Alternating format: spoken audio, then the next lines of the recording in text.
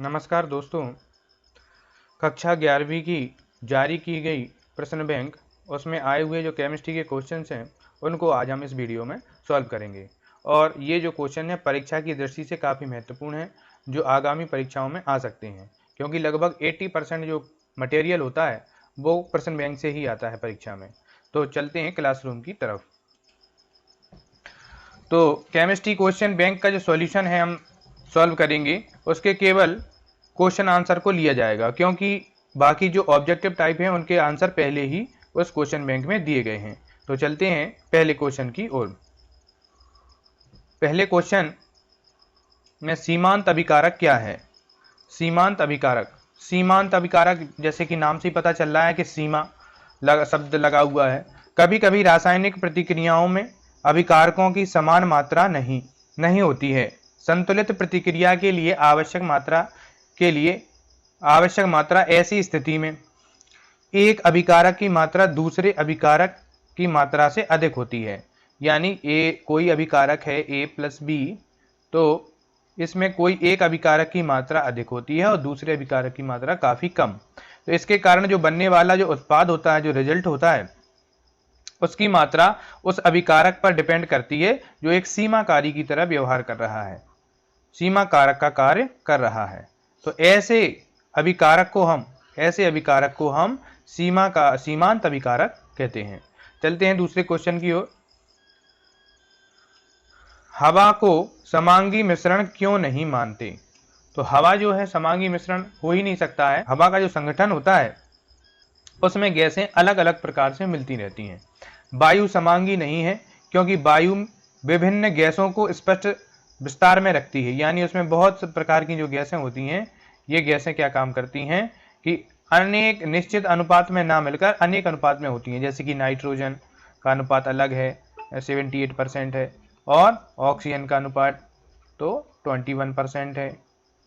तो इस प्रकार से अलग अलग गैसें जो है, कार्बन डाइऑक्साइड 0.03%।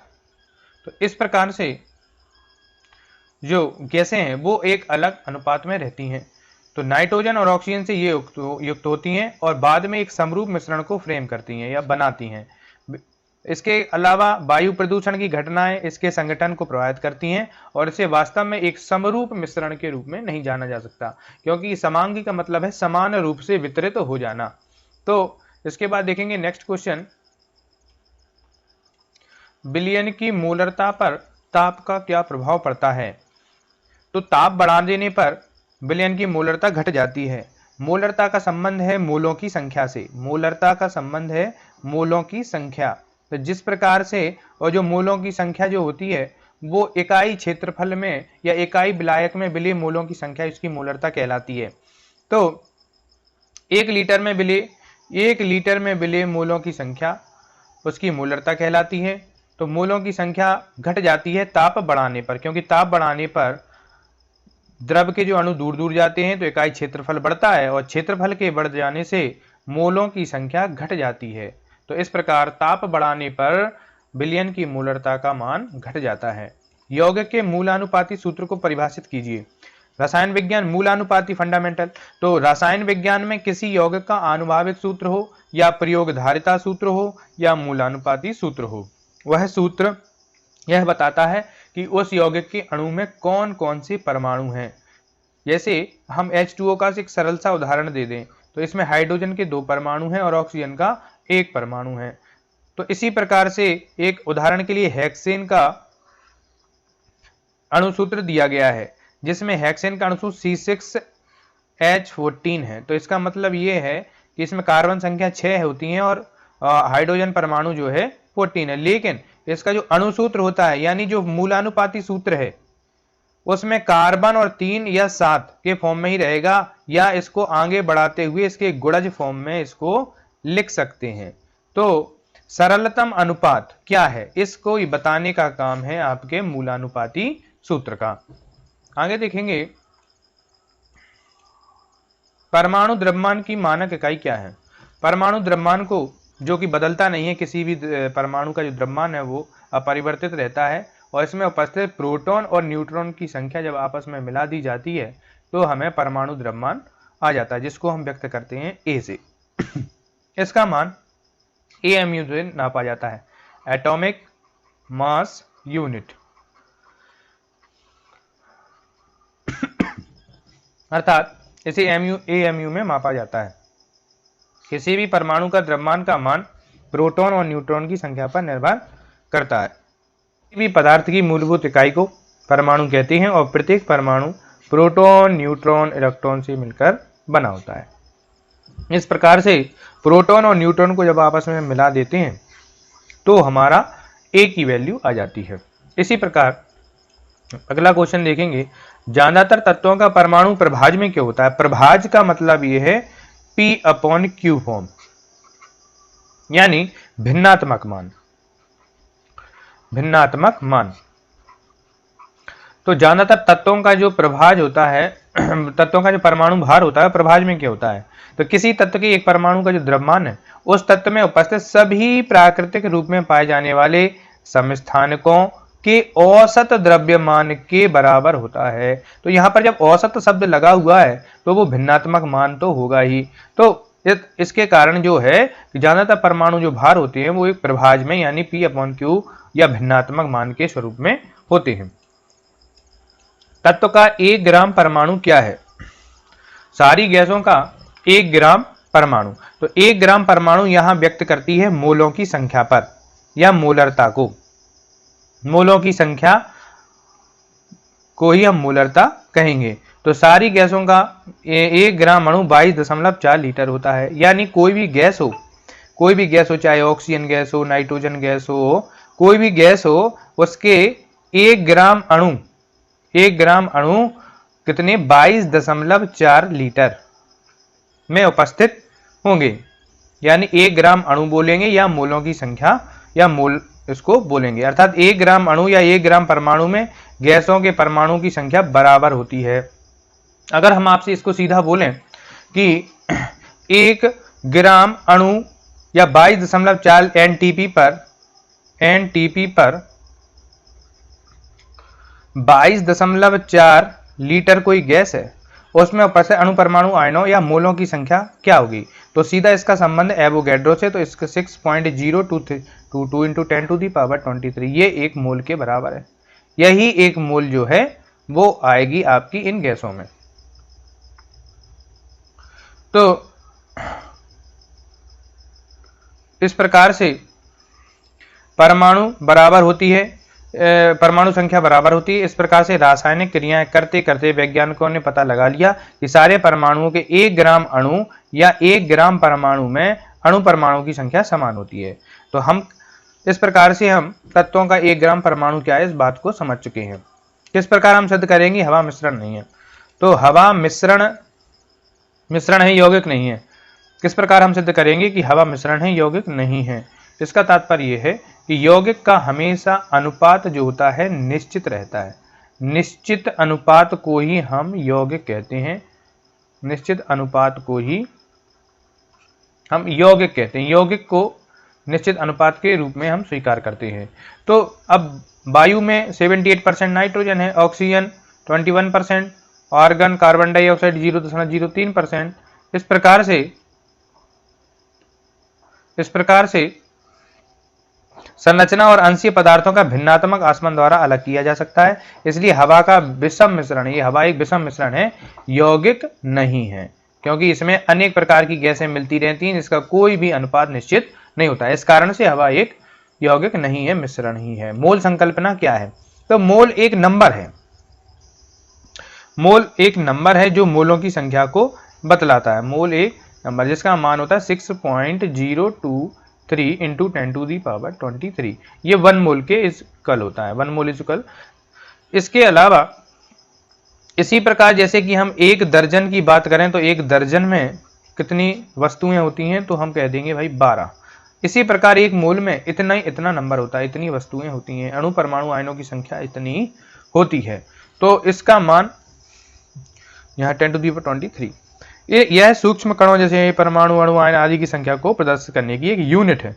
इसका मान 1 मोल का मान इस प्रकार से निकालेंगे। जैसे हम क्वेश्चन को सॉल्व करते हैं, 1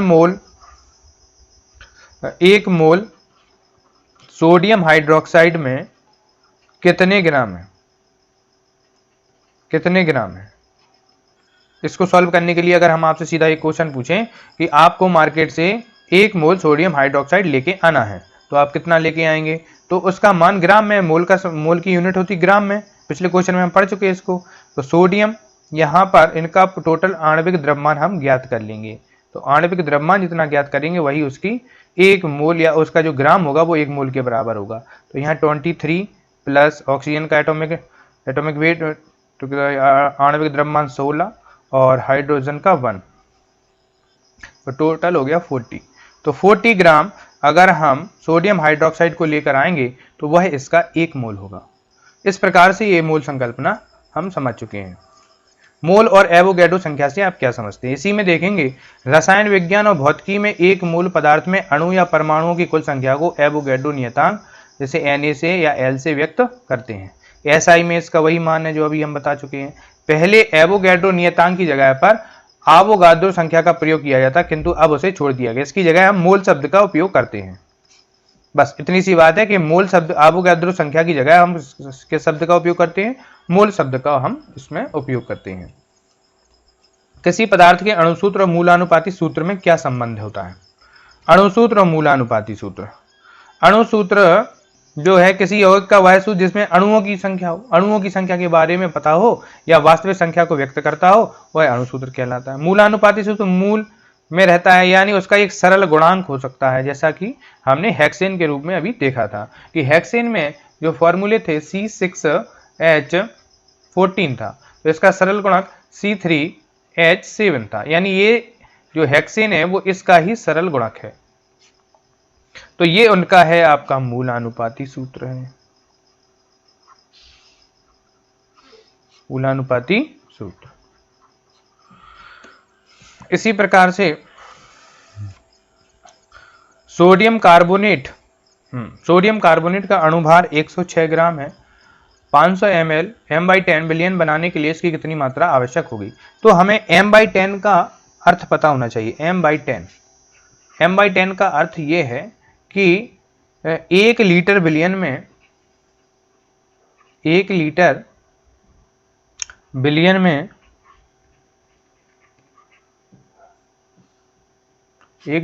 में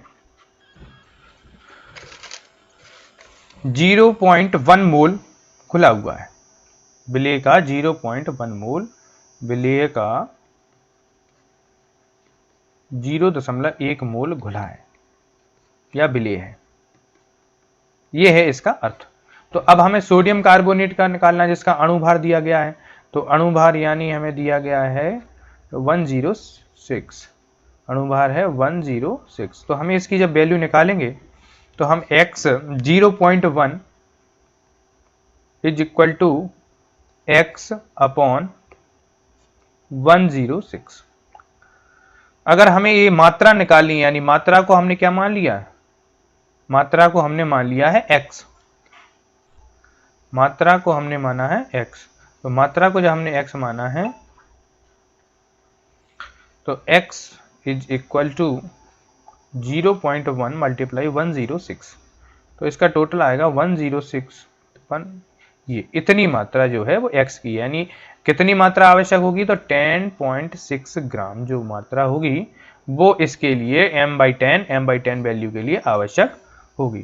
तो ये जो आंसर है आपको समझ में आया होगा। अगर नहीं आए तो आप इसको कमेंट करके भी पूछ सकते हैं, या हम इसको और दूसरे सवाल से सॉल्व करके बता देंगे। तो नेक्स्ट देखेंगे क्वेश्चन क्या है।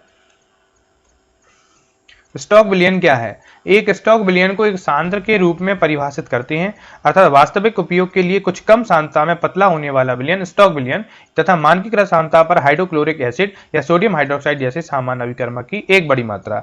स्टॉक विलयन यहां से विलयन को सांद्र रूप में परिभाषित करते हैं, यानी इसकी सांद्रता अर्थात वास्तविक उपयोग के लिए कुछ कम, यानी जितना हम विलयन लेते हैं उस विलयन के वास्तविक विलयन से कुछ कम की हम यहाँ पर सांद्रता ले लेंगे। तो ऐसे विलयनों को हम स्टॉक विलयन या सांद्रता में पतला होने वाला विलयन, तो ये जो विलयन होगा वो वास्तविक सांद्रता से कुछ कम पतला होगा, यानी इसकी कंसंट्रेशन जो होगा वो थोड़ा सा कम होगा। तो ऐसे विलयन को हम मानकीकृत, जैसे कि हमने उसमें पढ़ा है आपका SHE में, स्टैंडर्ड हाइड्रोजन इलेक्ट्रोड में कितना कंसंट्रेशन लेते थे HCl का, 1 मोलर कंसंट्रेशन। 1 मोलर कंसंट्रेशन वो इसका मानकीकृत सांद्रता थी उसकी। तो ऐसे विलयनों को हम क्या बोलेंगे, स्टॉक विलयन, स्टॉक सॉल्यूशन।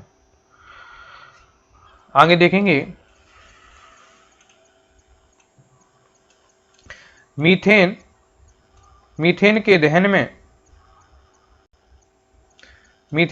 में मीथेन को सीमांत अभिकारक क्यों मानते हैं।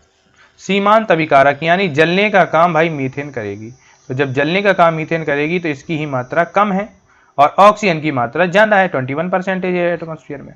तो मीथेन एक सीमित अभिकर्मक है क्योंकि दूसरा अभिकर्मक हवा की ऑक्सीजन है जो हमेशा अधिक मात्रा में मौजूद रहता है। तो इस कारण से हमारे सारे क्वेश्चन सॉल्व हो चुके हैं चैप्टर 1 के। इसके बाद अगला चैप्टर आपको जल्दी ही मिलेगा। अगर आपको वीडियो पसंद आया है तो लाइक और सब्सक्राइब जरूर करें। धन्यवाद।